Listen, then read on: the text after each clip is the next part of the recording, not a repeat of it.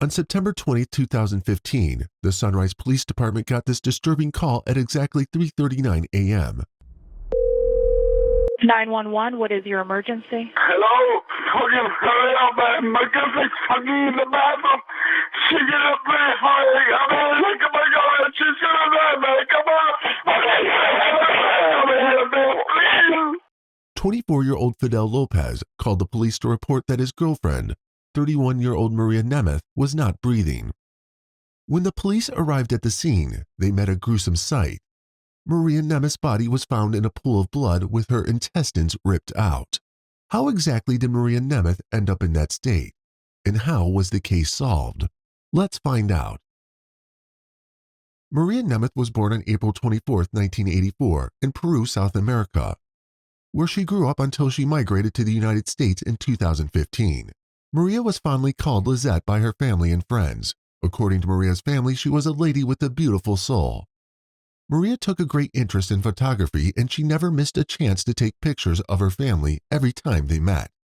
Maria loved hiking and going clubbing. Maria worked in both retail and medical offices, but in 2015, she was working at an apartment complex in Sunrise, Florida.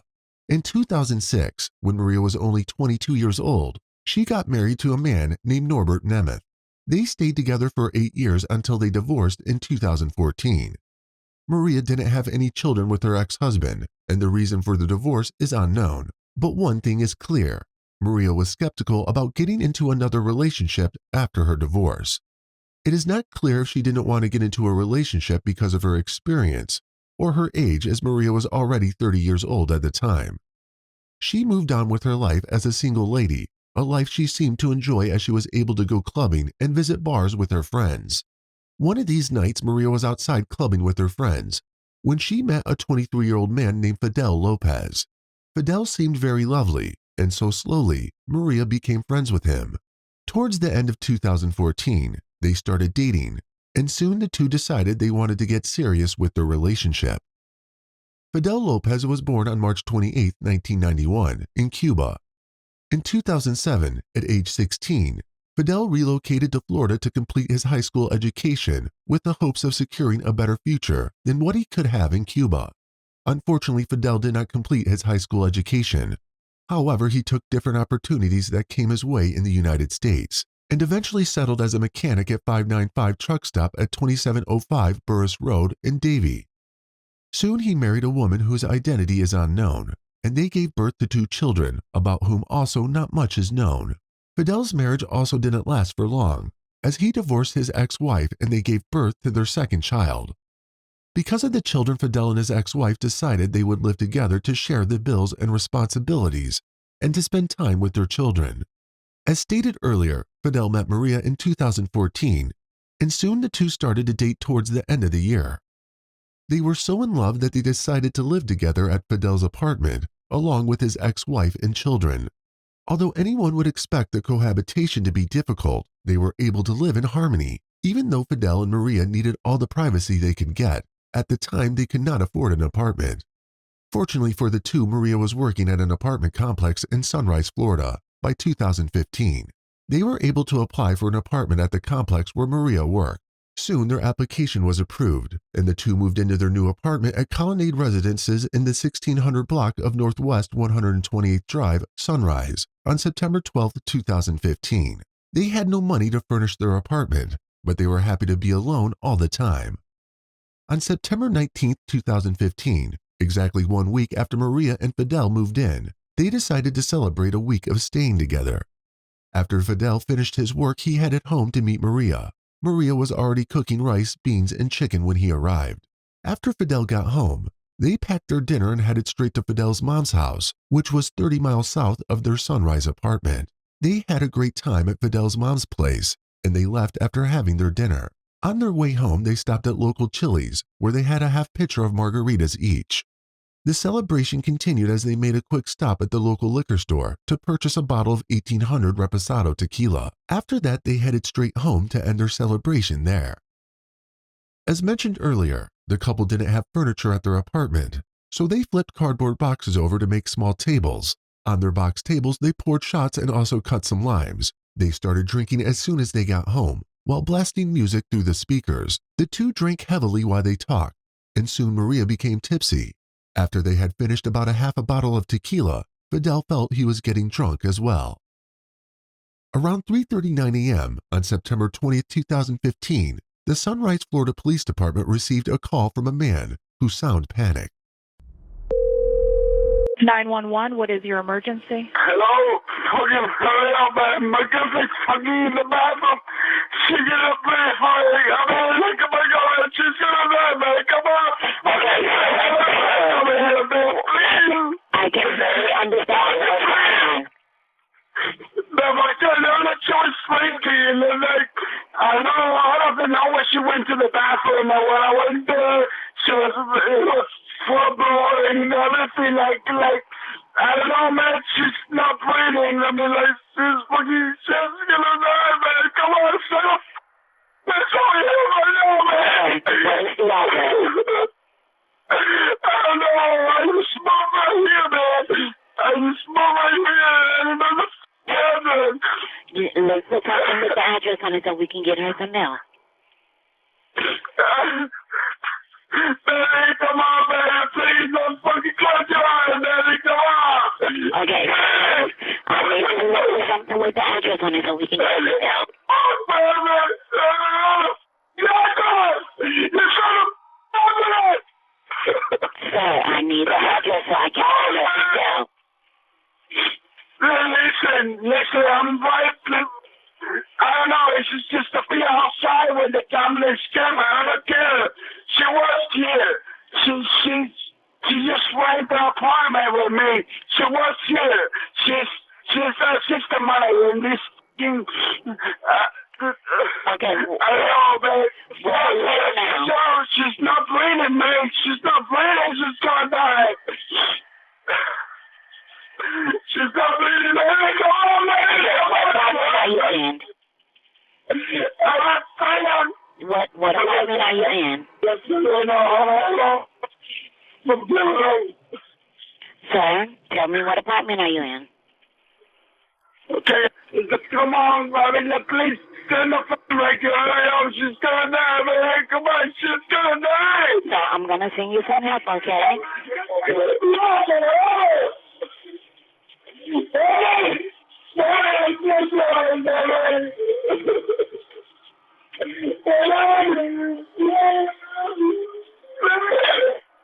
Sir, stay with me. I'm gonna send you help, okay?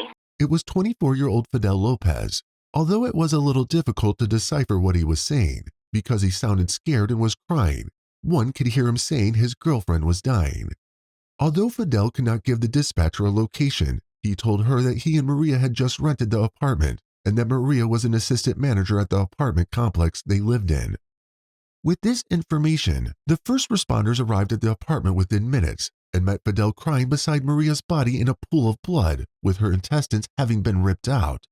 At the scene, the police also found bodily tissue on the floor and bloodstains on the walls. Also, there were sliced limes in the kitchen with a half a bottle of tequila. The closet door was found ripped out and on the hallway floor, while the rear sliding glass door was also shattered. There were holes in the walls of the house that looked like they were smashed with something heavy. At around 4:02 a.m., Maria was pronounced dead. Due to all that the police found at the crime scene, they had a lot of questions to ask, and the most important was, what happened to Maria Nemeth? At first, the police thought it was a case of blunder during a failed attempt to remove an unborn child, but they didn't have to assume since there was a witness. The only person that could provide the answers needed was Fidel Lopez, who had called the police and was present when the incident happened. Fidel Lopez was taken in for an interview at around 7:40 a.m. on September 20, 2015. He was asked to give an account of what happened to his girlfriend. From when you get back to the house, tell me what happened. Okay, we get to the house. She was already like kind of tipsy from the margaritas and chilies. We start to drink. We put like two cardboard, boxes in the floor. We put the lime on top, and because we don't have furniture, so we're about to buy. Now when I get paid, we're about to buy furniture, TV, the TV, and things like that, Okay. And so we put the two boxes on the floor in the dinner room.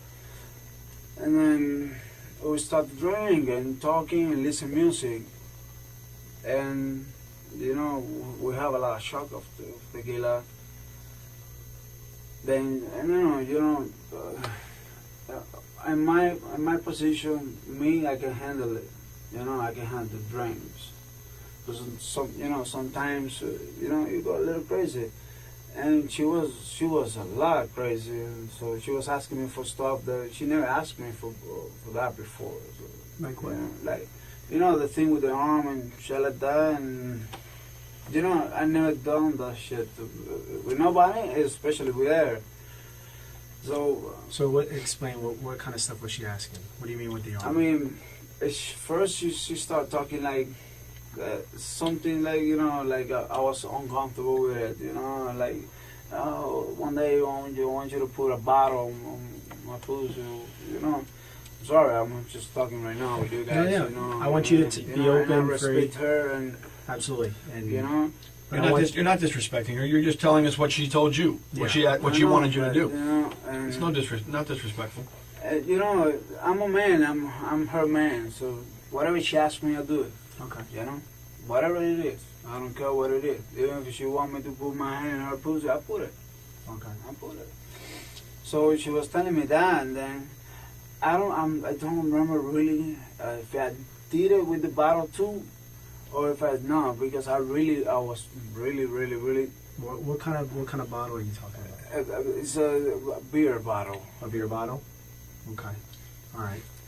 So what ended up happening? I know she was asking you to do these things. Yeah, she was asking me all those stuff, and I was starting feeling like uncomfortable, like because she never asked for that, and I know she was tipsy. But when we were doing the stuff and all the things, she told me she wanted to throw up to get out of the bathroom. Mm-hmm. So I get out of the bathroom, and I was outside.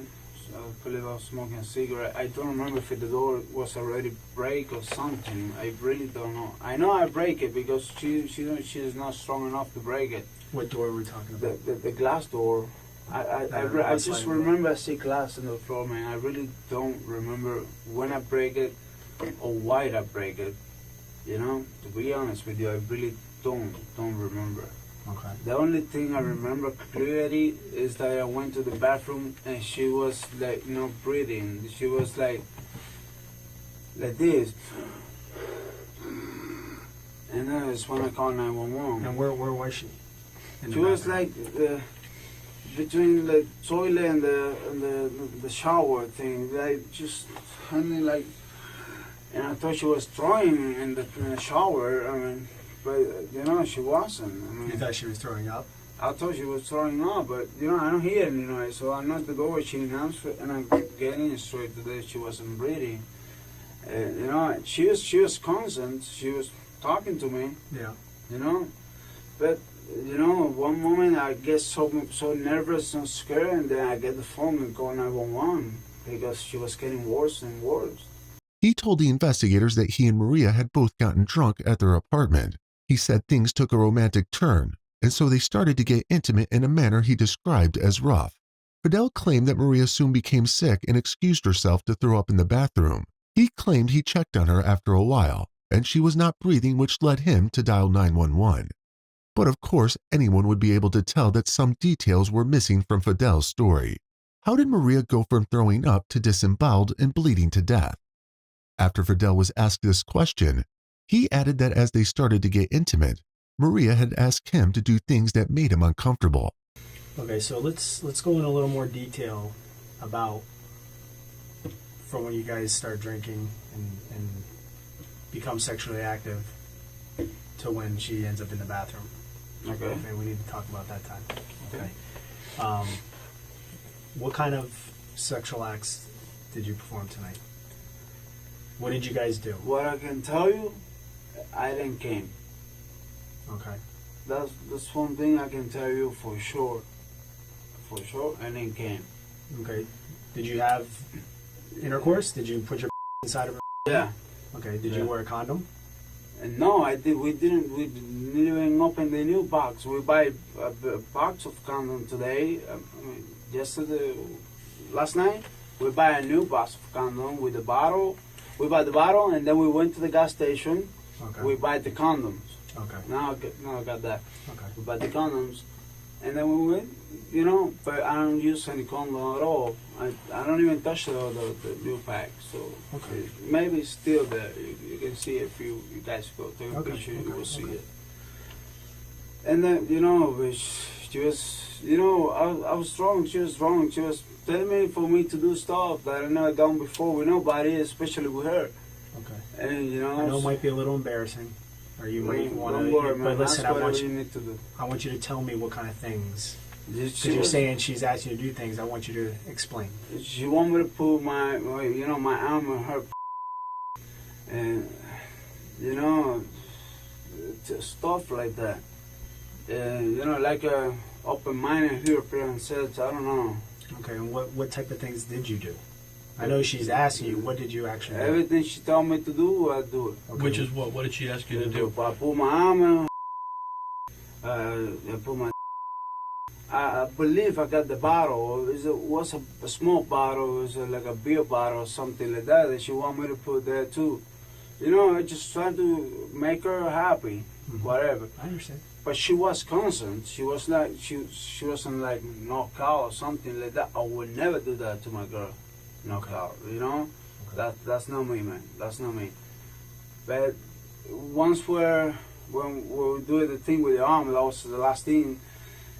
She was telling me, I need to throw up. I don't feel good, or something like that. Where did this take place? Huh? Where was this when that happened? In the bathroom. You were in the bathroom. We start from the like, I think we start in the closet. I don't remember pretty well, but we were in the closet too, man. Okay, so let's we go walk step for by a drum. step. You guys start. You said you had some boxes and you set up like a little area. Listen, You're playing some music. I know we have sex. I know I put my arm in there. I know I put a bottle. But to be honest with you, details like that, I cannot tell you, man. I was drunk just like her. Okay. I was drunk just like her. I would love to tell you every details. And I'm doing my best right now. I understand. You We know? just want to make sure that we have everything that occurred and happened, so that when we look at her, we can understand what we got. Okay, that's all. And what I know, last thing, when she told me get out of the bathroom, we were in the bathroom. But I know we went to the closet too. I don't remember when or where or how, but we went to the closet too. We were all around And like. what was going on in the closet? Same thing, sets, and I believe the bottle thing starts there or something like that. What other kind of things did you put inside? That's just the bottle, my arm, that's it. That thing, that's it. She was crazy, man, and I was crazy too. When we walk for drunk, I mean, like, I like sex, she likes sex. Sure, there's nothing wrong with And that. when girls get drunk and I get drunk, I mean, like, whatever comes Listen, you're drunk, talking to two grown men. We understand. You know how it is, man. Now, have you ever done anything like this before? No, man. Has she ever asked To you to be do honest anything with like this you, before? No, that's what I was kind of surprised today. That's what I was kind of like little surprised today, because we had to get drunk together, Okay. but she never asked for that. But today she did it. I mean, I don't know, because she drank too much. Okay, the first time I see her like drunk like this. Yeah. The investigator in charge continued to question Fidel as his stories were not adding up. After 1 hour of investigation, the investigator told Fidel that Maria's intestines were found ripped out and that bloodstains were everywhere, which indicates that Fidel was not giving him all the details. That was when Fidel mentioned that Maria must have made him upset at that point. At first, Fidel claimed he couldn't remember what Maria said to get him upset. He claimed he was too drunk to remember all that happened vividly. The investigator also asked him about the shattered glass door, the ripped-out closet door, and the holes in the wall. They also told him that the neighbors heard him alone shouting for about 2 hours. Fidel admitted that he did all of that, but he still could not remember why he did it. To be honest with you, I don't remember when the glass broke or something like that, man. I really don't remember. So I know it's broke because I know I see glass in the floor. I understand. have to wait from- So the argument was you were kind of upset she was talking about your manhood. You thought that maybe No, not she really. was- I wasn't upset at all. I mean, I just feel a little like down, but not upset because I know she was wrong and tipsy or whatever, and I was the same. yeah. And me and her, before when we would drink, I was not get violence with her, but I have to my violence. I have to hit it with something else, the wall, the car, or something. Okay. I'm that kind of person. Not just with her, and not drunk, sober. Even when I'm sober, the same person. Never hit her, never touched a I know woman you talked about the before. broken glass. Is there other things that you hit or broke tonight? In my mind comes the computer, comes the laptop. I believe I see the laptop somewhere on the floor, like the laptop is the keyboard is plug and unplugging. Okay. I see it on the floor somewhere. I don't know if I throw it or just go to the floor. What about doors or anything like that? There's some damage to the doors, I don't remember, man. walls. He later mentioned that Maria spoke to him about going back to Peru to live with her mother. He also said Maria mentioned the name of her ex-husband, while telling him the reason her cousin never liked her ex-husband. According to Fidel, Maria wanted him to come with her to Peru, but he did not want to leave his job and children behind. Fidel was asked if that was what got him upset, and he said he was never upset by that information. The interrogation went on, and after 2 hours, Fidel started to reveal the true details of what happened on the night of September 19, 2015. So explain to us what took place that led up to it. You don't want to remember, but I know you do remember. And it takes a man, a true man, to admit, okay, I made a mistake. I had no intention of killing her. I had no intention of doing it, but this is what happened. It takes a man to do that. It takes more of a man to admit when he's wrong, and it takes a man to cry. Be that man. Be that person, because that's who you are. She was telling me she going to Peru. She needed to go to Peru because she was missing her mother, and and I'm not gonna be able to use the car to go to work, and then she just start screaming at me and all that. I get pissed. I start punching the shit. I really don't remember when I punched the shit. You just tell me. I know I get pissed because of that. Then after that, I don't know how we ended up in the cross or whatever.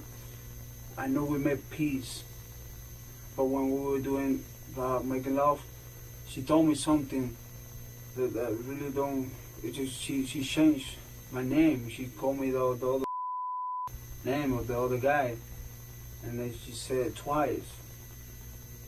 And she was wrong. She was confusing me with him. I didn't want to kill her. I know I killed her. That's whatever I did with her was the reason. But she was asking me about the bottle. And she was asking me about the hand too. And maybe things go a little bit farther because, once she's confusing me with the other one, and she told me to do stuff with her that I've never done before, I think that she might think that's the other stuff that she does with the other one before. Things go out of hands. I know, never meant to kill her. I don't think you did. So Trust me. was she passed out? No, she wasn't passed out. She was calling me the other dude's name. Where was that at? Was that In the closet. in the closet? This is where we start, over there. Okay. Explain to us. Tell us what happened. Then, we were. She was telling me the other dude's name. What name was she calling you? Norbert. Norbert? Is that her ex-husband? Yeah. Okay. So, you know, So what did you do at that point? at that point I get mad. I get really, really mad. And I can't believe this. When she told me about the go to Peru or whatever, is when I start breaking the stuff, the wall and the glass and everything. And then the other point is when she was confusing me with him, you know, calling me his name, and asking me to do stuff with her that I never done before with her. You know, and it makes me feel bad, very bad. I mean, Like you feel like you were not adequate enough? During this time, drunk Maria mistakenly called Fidel by her ex-husband's name twice. That got Fidel angry, and he stopped the action to vent his anger.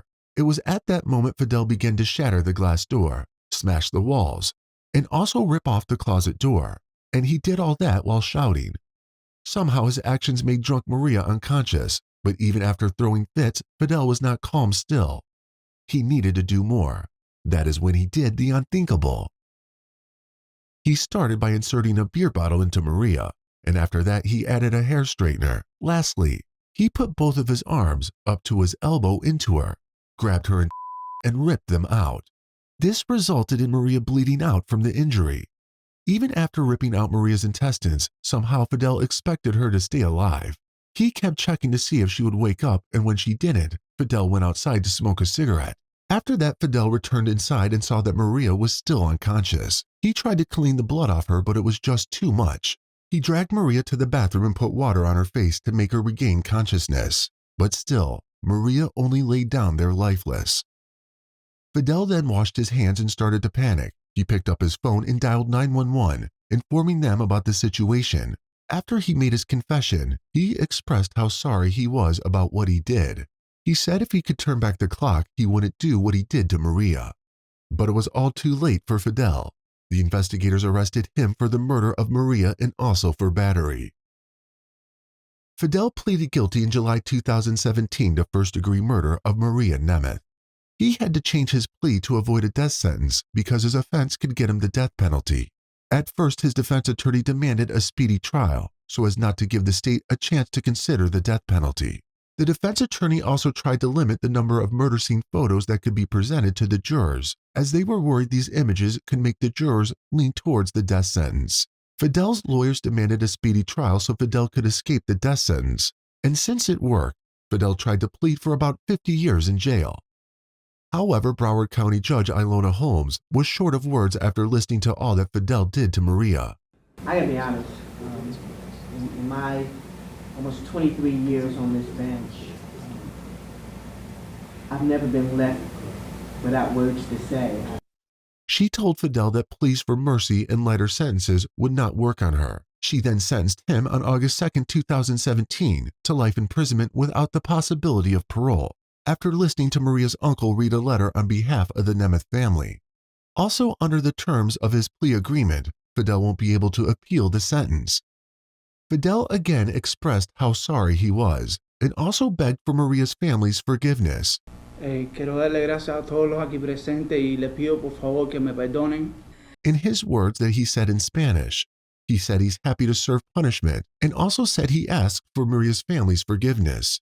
Lastly, he thanked the judge for accepting to spare him the death penalty. Fidel's mother, his sister, and cousin also spoke during the hearing. Fidel's mother described Fidel as a loving son and also apologized to Maria's family, saying, "We'd like to apologize and say we're devastated." Maria's uncle read a letter on behalf of the family stating how loving Maria was and how devastated they were and how they only had Maria's memory to hold on to. They also said they believed that only God would determine his fate. Although the family had closure, nothing will bring back their lost loved one. The end of Maria Nemeth's story brings us to understand how much uncontrolled rage can destroy things and even end lives. We also can't help but feel the extreme pain experienced by the friends and family of Maria Nemeth, who was murdered by her boyfriend. As we ponder on this sad case, even though the authorities have solved and brought a close to it, a few questions still linger. Why was Maria's voice not heard since the beginning of the attack? And also, what exactly was the reason for Fidel's rage? Was it the fear of losing Maria if she ended up going to Peru, or jealousy? Share your thoughts in the comments below and tell us the case you'd like us to bring to your screen next. Also, don't forget to like, share, and subscribe to this channel for more content like this.